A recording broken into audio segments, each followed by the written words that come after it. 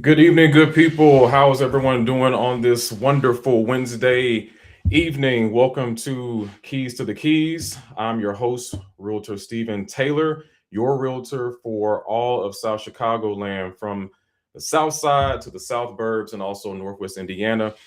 During this live stream podcast, we are doing this. We are giving you insider information, the needed tools, all the tips to buy and sell homes in Chicagoland. And tonight, we got a very special guest coming on. The past few weeks, we've been talking a lot with the buyers. Uh, Tonight, we're going to be talking more to the sellers. So, we're talking about the top repairs that sellers need to make before they put their house on the market. The spring market is here. It's about to be March already. Can you believe it or not? And that's the time when we see a lot of sellers, when that weather breaks, start to put their homes on the market. So, what do you do? Like, what repairs do you need to make? What tips do we have for you before you put your house out there? Have people coming in through showings and tours, and then they're putting your house under contract and they're getting inspections done. Like, what do you need to do? How should you prepare? All right. So right now, share this. We're live on Facebook, Instagram, and YouTube. Like it, subscribe, share. Send this to some people who said, you know what, I'm thinking about listing my house in the near future, maybe in the spring, summer, or the coming year. Make sure they get this information because we have none other than one of the top inspectors in Chicagoland from Excellence Inspection Services. Sean Bacon is going to be joining us, and he's going to provide us with those tips and repairs that you need to make. So let's bring Sean on now. Sean, what's going on, brother? Hey, what's up, Steven? How you doing today, man? Man, I'm doing all right. I'm doing all right. I know you're a busy man. You wear a lot of hats, but you still No, wanted to I make have sure you to. No know. hair. Hey, we ball game. Hey, we out here. You know how we Yes, do it. sir. We out Yes, here. sir. But yeah, so and you're a busy man. I appreciate you still making time for us. I know you had some changes in your schedule, but this, and I want to say this about you. We work a lot together, and Sean is an inspector who I say goes over and beyond for the agents that he works with, and also the clients who hire him. Like, I've seen this in person. Very good brother. Just he gives great information to buyers and also to sellers, and we'll talk a little bit about the services that he can provide for a potential seller. But no, I'm greatly indebted to you and Excellence Inspection Services and all the work that you do, and that's why we work a lot together. So, wanted to definitely lead off with that. Like, you are a trusted, just highly respected colleague of mine, and brother, I appreciate you. Yeah. Hey, thank you very much, Steven. And I appreciate the working relationship and friendship that we have. Once we found out our kids go to the same school and we started seeing each other at different activities. But you know, when I came into the inspection field, I've been an inspector now for roughly about 23 years. I came from a corporate background where it was very easy for me to be part of a team environment when I was in sales at that particular time. So when I transitioned into real estate, it just made sense that I looked at realtors, attorneys, loan officers, and pretty much all of the other people in the real estate transaction as teammates. So we were all on the same team you know, trying to achieve a goal, which was to get a particular person or family into a home. So Yeah. that's how I always look at how I position myself. So so my job is to help you achieve your goal. So that's just how I've always approached it, and it served me well in that aspect. Yeah, we appreciate that. Definitely, definitely, definitely. So let's get down into it, man. We know people Okay. got busy Okay. schedules. Cool. It's, Wednesday night. We want to make sure we get this information out. So, like I mentioned before, the spring market is here, right? Like, March is Yes. literally next week. We're going to start seeing more houses being put on the market. So, from your standpoint, you've done how many inspections, like, in your career? You know what? I had counted it up about a week and a half or so ago. I've done over 8,000 inspections personally by myself because I've Wow. I've done I've generally averaged 400 plus inspections pretty much every year I've been in the business since 2004, Wow. 2003. I'm sorry. Wow. Wow. So you've seen it all. Uh, I would like to think so, but every so often I see something that I haven't seen before. I had something last week that I had never, well, the inspection that you and I were on, I had Yeah. never seen that before. And maybe we could talk about that a little later. Yeah, man. Yeah, that one didn't work out in our favor, and yeah, that we'll say that for another episode. What happens when Okay, your inspection doesn't go well, and you got to bounce back, and you know gotcha. your realtor Stephen has to put on the coach hat and and encourage you. But Right, what are like the top repairs that you feel like sellers need to make sure that they have in order in their home? So we're not talking about, remodeling the kitchen and, doing right. new bathrooms and vanities and stuff. Like from a repair standpoint, what are those top repairs that you feel like sellers need to make before they list their house on the market with the agent?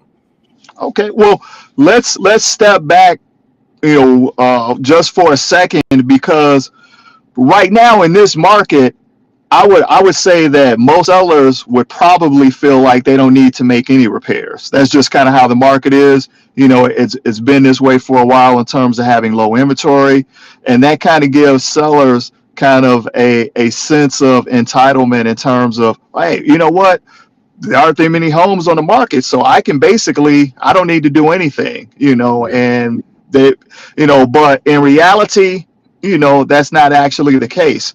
And there are a couple of things that, kind of changes that. So let's say, for example, if a seller is accepting either FHA or VA financing, from a potential buyer, then those entities, not only when I do the inspection, but also they're going to have an appraiser come out, and then there are certain things that have to be adhered to via, per that FHA or VA appraisal, that if it's not repaired, the deal's not going to go through. Now, sure. in that particular realm, you're looking at potentially flaking paint. So if there's any significant flaking paint, either inside or outside the home, that's something that needs to be taken care of. And you may ask why. Is because of the potential of it being lead-based paint. Unless we know for sure that the home has been built post 1980, 85, then we know lead-based paint isn't an issue. But if it's an older home, that's definitely a concern. If there's any significant safety issues, so that could be on the front porch. Let's say if there's a loose or missing handrail. Let's say the front sidewalk, the walkway leading up to the home, if it's significantly cracked and damaged, that's Sure. something that needs to be repaired. Let's say for whatever reason, the furnace and the water heaters are not working. Those need to be repaired. Those have to be in working order for that potential buyer. Let's say if the home has some a damaged roof, if some of the shingles have blown off, or if the roof is damaged and there's some actual leaking, those are items that have to be repaired. So those are some of the examples based upon if that particular buyer is going FHA or VA. But then also there's another caveat, and that's really common here in the Chicagoland area, is let's say if you have a buyer who's purchasing a home in Country Club Hills or in Calumet City or in Harvey, well, those three villages, as well as a lot of other villages in the Chicagoland area, do what's called village or municipal inspections, and their municipal inspections are based on safety codes in that particular village. Now there is some overlap between what I do as a general home inspector and what a village inspector would do, but that point of sale inspection in those particular villages, they're looking to make sure that the codes are adhered to in their village. And if those codes are not adhered to, and it could be something as simple as missing GFI protected outlets in the kitchen or the bathroom or an outside wall, if some of the unsafe conditions that I had already discussed, if those are also present, those can also be village inspection violations as well. So before that deal can go forward from a village perspective, those items have to be repaired. Gotcha. So you gave us a lot to chew on there. So let's go back and kind of break it down. So Okay. I'm a seller selling my house, and I'm on the south side or I'm in the south suburbs. Hmm. And you mentioned FHA or VA. So FHA and VA are types of loans that buyers use to purchase homes, and Yes. those loans have specific requirements regarding things that they're inspecting to pass and fund those loans. And Hmm. so, from a realtor standpoint, south side and south suburbs, we see a lot of FHA buyers. Okay, like we see a lot of that. So you're saying that, hey, if you get an FHA or a VA, a veteran buyer, those, in order for them to get that loan approved, they're going to do an inspection during the appraisal, and they're going to be checking for certain things. So you need to make sure, if you're in these communities with the likelihood of having those buyers, you want to make Right. sure you have those repairs made. And so those repairs, you said, are, I know you mentioned the chip paint is one, or flaking paint. Right. What were some other ones? Flaking paint, any unsafe conditions, which could be, and it can run the full spectrum. So you could have exposed electrical wiring.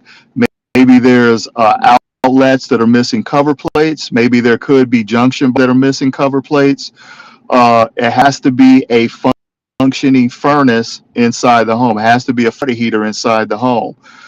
Some of the other unsafe conditions, let's say you have, let's say if it's a two-story home and the second floor staircase is missing a handrail, that's Yeah. an unsafe condition. Now, the challenge is some of these are relatively inexpensive to take care of, or can be quite expensive. And then, of course, the real, one of the real biggies is making sure that the roof doesn't have to be new, but it can't be damaged. It can't be a scenario where there's active leaking happening with the roof, or if the shingles are significantly aged to the point where there's a potential where that buyer may have to upgrade the roof in the very near future once they close. Gotcha. Good point. Got a question. Who has to pay for the repairs if there is flaky paint? So that's going to be on the seller, the owner. Right. Yeah. They would, you have to make those repairs if you're taking FHA buyers, and you're open to that. Which again, by limiting yourself and saying, hey, I have this flaky paint, it's your decision if you want to, fix it or not. But you just know that that's going to be kind of red flag number one, that a lot of FHA buyers are going to need corrected. And so you're limiting yourself to a pretty big buyer pool in on the south side and south suburbs by not having that. So it's all about kind of weighing your options. You Exactly. also mentioned, go ahead. Oh no, I'll say exactly. Yeah, I mean the thing is if if a potential seller chooses not to accept VA or FHA financing as part of that particular purchase, then yeah, you really are limiting the opportunities for your home to be sold. Right. And that's why you need an agent that knows kind of what they're looking for, because they have a good relationship with a certain inspector. Right, And that, when they're out and they see certain things, they send that text message, hey, Sean, check this out. What is your opinion of this? You want that type of team on your right, behalf, seller, so you know what you're getting into. Right? I'm not saying us. exactly. I'm just saying. Oh no, oh no, most definitely, and here's the thing. Let me add. This is something that's been around for quite some time, but I would say a lot of sellers don't necessarily take advantage of it, and it's called a pre-listing inspection. And I kind of understand, sellers, they're not looking to spend any unnecessary money, when they're trying to sell their home, because either they're buying something else, or you just don't want to spend, more money than you have to. But in most cases, that pre-listing inspection is going to mirror what a home inspector would do when they're doing a general inspection once that property is under contract. And Mhm. these items can be identified before you even put it on the market, and it gives you the opportunity to make those corrections before you even, before it even goes on the market. Because being an inspector who represents a lot of buyers, depending upon what the issue is, and depending upon the knowledge base of that particular buyer, sometimes they can be really nitpicky in terms of certain things, or they expect to have significant money taken off for particular items versus if it's something that's repaired before it even goes on the market, then that's one less thing that needs to be dealt with during the negotiation process. Gotcha. Gotcha. Okay. And that's called a pre-listing. Pre-listing inspection, and it's basically it's as far as the functionality aspect, it's the same as a home inspection that I would do for a buyer, but I do add additional conversation and knowledge to that process. And the reason I say that, so like let's say for example, I'm doing a pre-listing inspection on a home, and I see in the basement that there were some previous signs of water damage. Let's say, it's an older home. It has wood paneling in the basement, and there's some warped paneling. Some of the baseboard trim is stained. Well, the average buyer is going to look at that, going to think that there's a potential for that basement probably has leaked or probably is leaking. Now, let's say that your seller is aware of it and they actually made the repair on the outside in terms of what caused that issue, but they never made the repair on the inside in terms of what it resulted in damaging. And so when I see something like that, I let the seller know, hey, I know you taking care of this. You have paperwork on it. I think that's excellent. But the problem is that for any potential buyer that sees this, their mind is going to go towards this is an ongoing issue. Right. So let's tighten this area up so that way you're giving them less to think about when it comes to that particular situation. And I see that all the time. It's just, and sometimes if the seller is there, I'll ask that question when I'm doing the pre-purchase inspection. But why give a potential buyer an area to question about your home if it really indeed has been taken care of? It's been taken care of, right? That's a good point. Good point. You So know, pre-list inspections will help mm, really you get ahead of the curve and most definitely. get ready because you're looking at the things that the buyer's home inspector will be looking at when they do that inspection. Exactly. Yeah, it's literally from a functionality standpoint, it's really the same type of inspection. It's just it serves a different purpose than a pre-purchase inspection. And then it can give, that seller the information that they need. And I don't think there's any expectation that once a seller received an inspection report that they would make all of the repairs that were indicated on that report. But it's just a matter of okay, what is going to be the biggest risk to this deal closing? And like I said, if a buyer is going VA or FHA and you're a seller, are you going to be accepting that financing? Probably your repairs are going to be more tailored to those particular areas. Or if you live in a suburb where they do have a point of sale village inspection, then your repairs are going to be tailored towards that particular area. Now, let's say if that's not even part of it, let's say, you're in a higher price range. If you're selling a home that's probably $750,000 or more, there's probably a high expectation that, and in this price range, I don't think you're probably going to have VA or FHA as a financing option. So there's going to be an expectation that repairs are going to be made. So now, in that case, we can still use some of the same items, maybe not necessarily flaking paint, but definitely if there's any significant damage to the roof.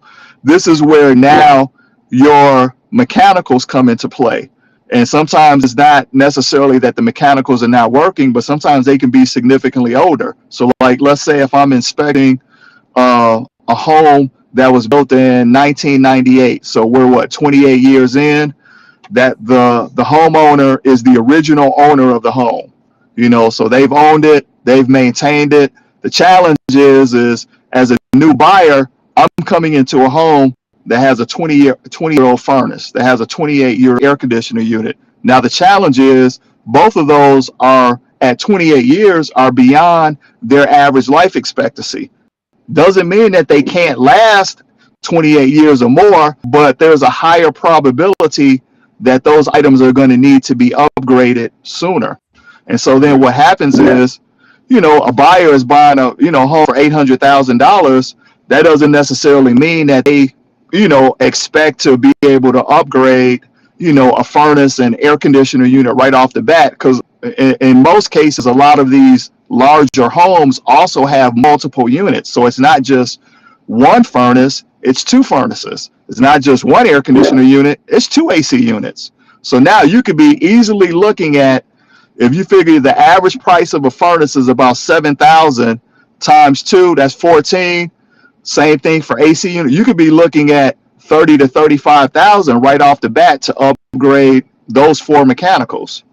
Do you recommend, from looking at different furnaces? Because I mean, it's one of the higher price, objects, dealing within a home ownership. Do you recommend getting like your furnace cleaned, um, and serviced before you list it on the market? Now, Your home. now I think that's an excellent question. If you do have an older air conditioner unit, I think being able to records definitely goes a long way towards, giving a potential buyer some level of comfort that this has been taken care of. Because from an inspection standpoint, yes, we can see if something's been maintained, but I would say in most cases it's much easier to see when something hasn't been maintained. And then you just kind of default to, okay, this is a 28-year-old unit, this is a 30-year-old unit, this is the situation that we're looking at. So in that case, either you're going to replace it, or if you have had serviced, and then also have a recent servicing, and then probably as a backup, maybe provide some type of home warranty situation to cover that buyer for that first year or two. I think Gotcha. at the end of the day, and this is something that comes up in real estate transactions a lot, but I don't think it really gets discussed. But it's present, and it's called risk. So when someone is going through the process of buying a house, there is a risk associated with that. But you have different entities that's part of the real estate transaction to help eliminate some of that risk. Not eliminate it, but definitely limit it. So first and foremost, you as a realtor. I mean, in reality, people, if they, 15 years ago, I remember saying, oh, there's not going to be any realtors because everyone could do everything over the computer, over the internet. Well, 15 years later, realtors are still strong because there are things that realtors do that can't be done on a computer that limits the risk of a person going through the process of purchasing a home. Same Right. thing for a home inspector. My job is, of course, to try to identify any major defects or deficiencies with the property, but I'm also limiting the risk of the unknown of what you don't know about that house. Same thing for the appraiser. When the appraiser is coming out, if you're buying that home for 369,000, they're making sure that the home actually is worth 369,000. So that's limiting the risk, not for you as the buyer, but it's limiting the risk for the bank that's giving the buyer the money. Right. Insurance company, same thing.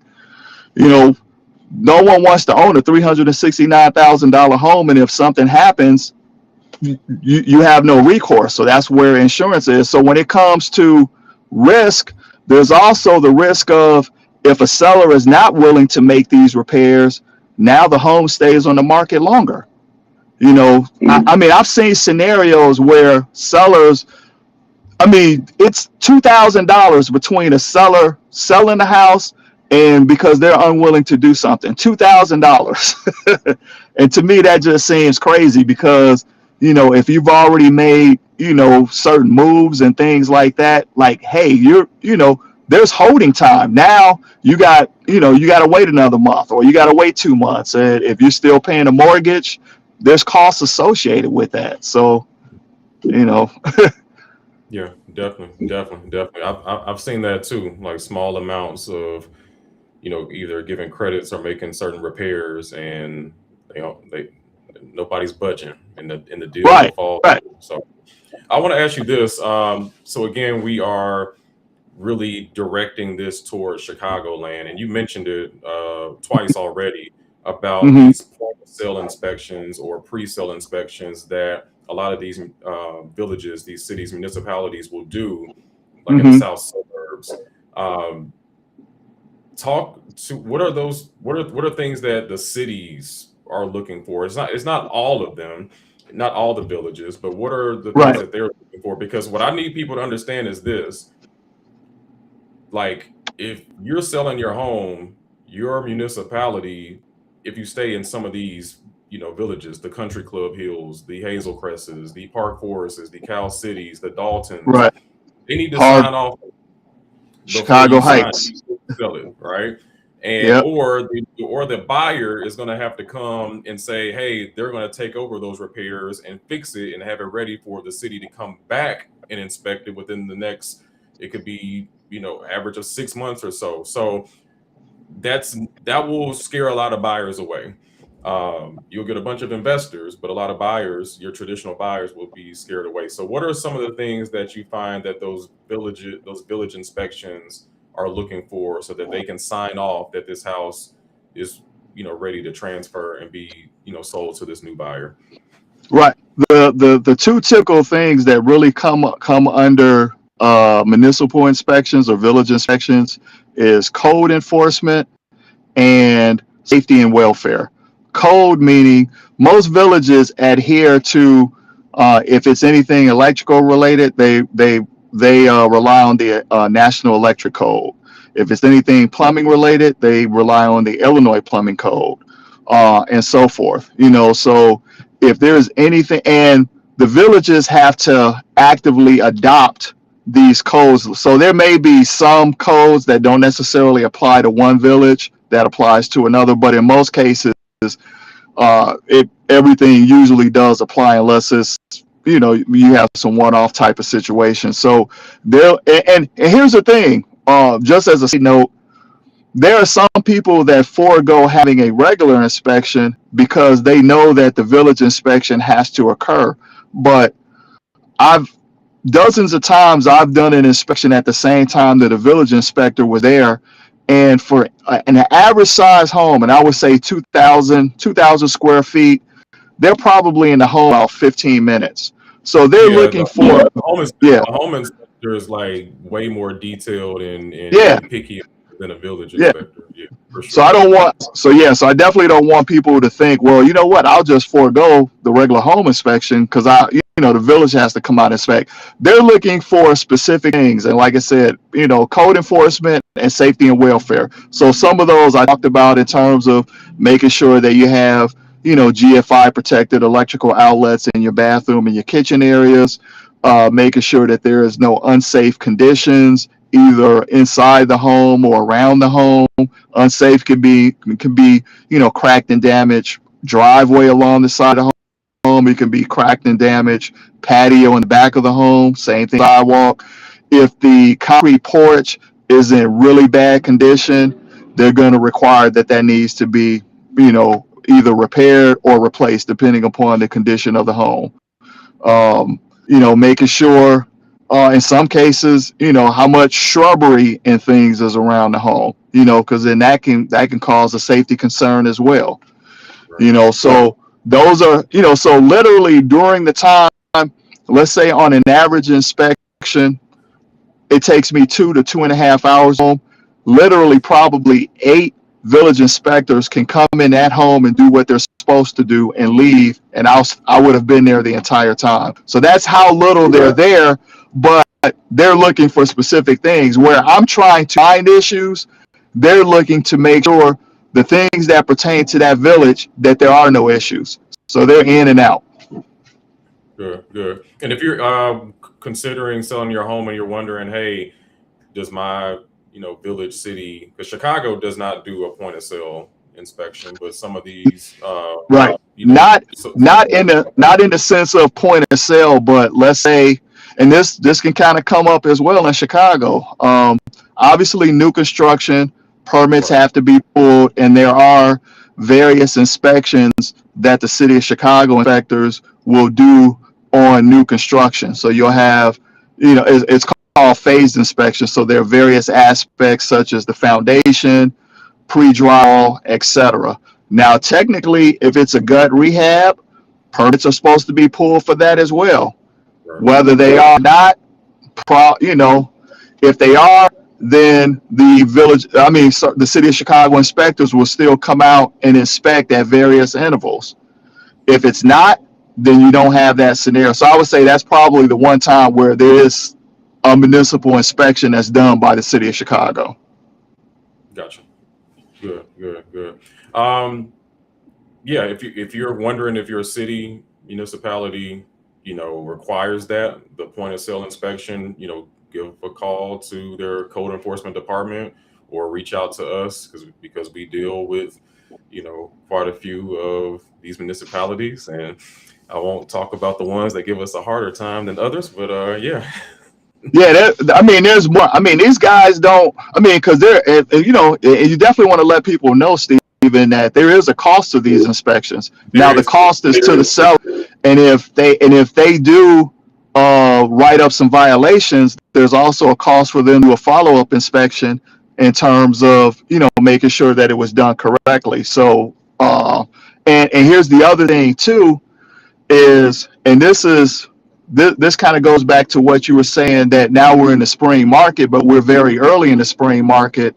If you're thinking about putting your home on the market in April or May, maybe you might want to consider it now, because the other challenge too is once you get into spring and summer sales market, there are more homes that are for sale in any given area that sometimes, like within the transaction time period, you can't get a village inspector back out there within that time period. So now your process gets pushed back a little bit because, they're doing, I mean, because there's probably a handful, 3 to 5 in any given village.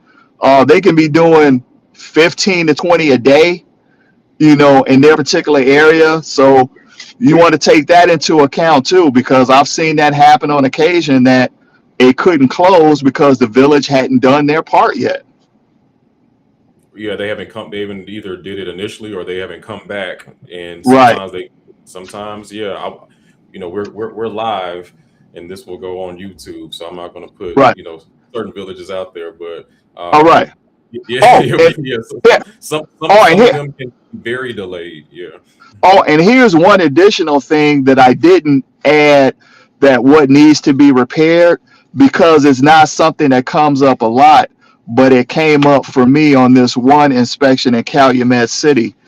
Um, a lot of times we're accustomed to making parts of our home also part of our workplace. So if you work from home, so let's say if you're a barber or a hairstylist or something like that, and you modify your home, or maybe it's your garage as your business, that may work during the period of time that it's your business. But when the house is for sale, those particular items or that infrastructure that was put in place for your business probably is going to need to be removed. I did an inspection about 2 years or so ago. Calumet City, home was being sold. Garage had been retrofitted into a barber shop. The owner had been a barber for quite some time, and it was really nice. I mean, it was like, you if you were inside, you wouldn't be able to tell that you were in a garage. It was that nice. But the problem was, it was done, it wasn't permitted, and because it wasn't zoned for commercial, in order for that house to sell, all of that had to be ripped out and it had to be converted back to an original garage. wow. And that was it was sweet. I mean, it, like I said, other than you walking into a garage, but when you're in there, it looked like any other barber shop that any of us, well, that we used to go to. Hey, I was about to say that. Like, what is? I ain't been in a but minute. What is but that? yeah, right. Yeah, but if there's been some things that have been done that were either unpermitted through the village or that municipality, or if it violates zoning for that particular property, then that is going to need to be brought back to what it was originally. Wow. Wow. Great information, Sean. Before we get out of here, uh, how if I'm a seller and I'm thinking about selling my house definitely within the next few months, this summer, within the year, and I want to do this pre-listing inspection, to get you out, look through my house, let me know what's going on with it, thoroughly. How do we get in contact with you? They can give me a call at 708-299-9235, One more or time. 708-299-9235. I'm also on all social media platforms. My name, Sean Bacon, SEANBACON, or my company name, excellenceinspectionservices.com. So I'm on Instagram, TikTok, Facebook, LinkedIn.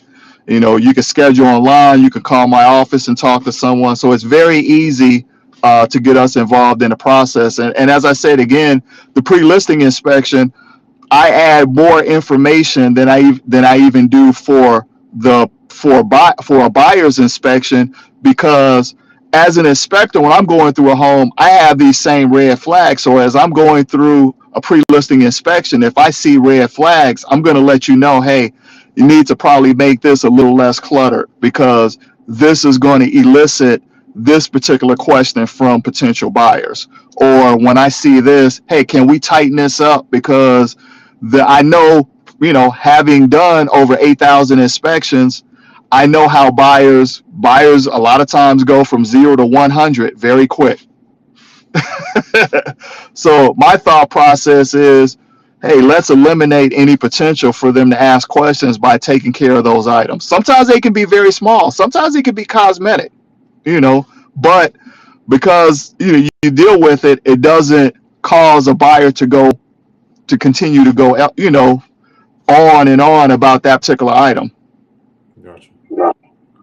Good deal. Good deal. So again, make sure you get in contact with Sean if you're looking to do a, pre-listing inspection.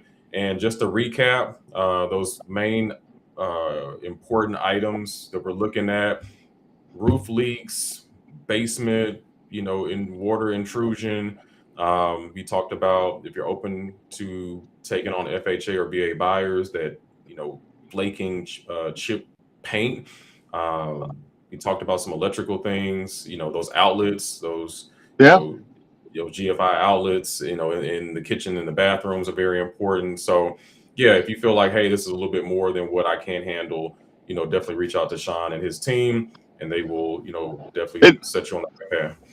and I want to add one additional bonus item as well, which is has come up a lot over the last year and a half, and that's roofs. Now, roofs obviously are very important, but how insurance companies view those roofs. Insurance companies, because they've incurred a lot of losses over the last few years, they have really tightened up on roofs in terms of what roofs they cover and things like that. So if you have a home that's 20 plus years old, or you've owned the home for that length of time and the roof is probably 20 years or more, there's a high likelihood that that insurance company is probably going to require that roof to be upgraded before they allow it to be for they allow a new buyer to buy it.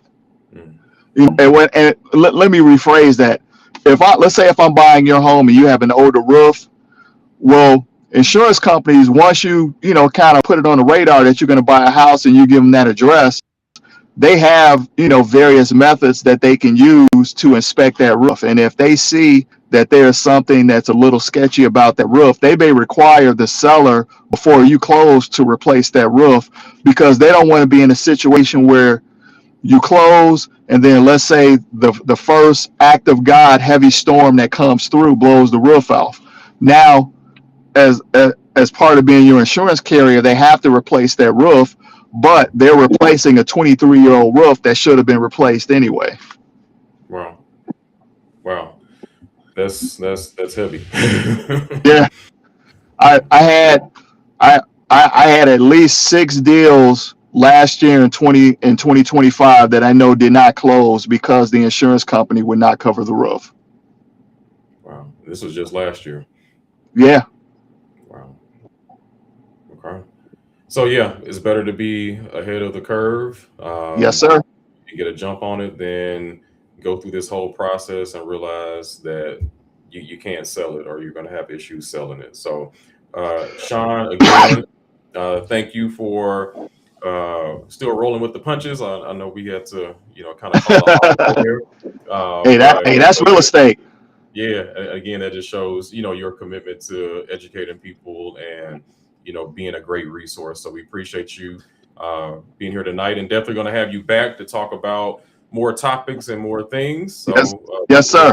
yeah, And if I could say something to you, hey, if you guys need a realtor who really cares about his clients and really care about the process, Steven is your guy. Like, I mean, I work with literally dozens, if not hundreds, of realtors, and I mean, you really want someone that cares about your family being in that home, not just you're not just a transaction. Your family. And since I was started working with Steven, I've never felt like he was trying to push a family into a home that they didn't need it just to make his transactional scenario look better. I mean, he really cares about his clients. So, like, this is the guy that you need to work with.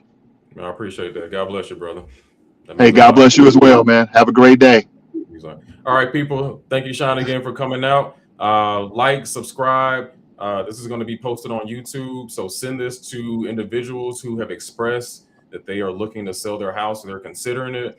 Talk to me, talk to Sean. We'll get you set on the right path. And yeah, we're going to be doing this every week. So next week, we'll be talking about some more topics about selling and buying in Chicagoland. So, Keys to the Keys with Stephen Taylor.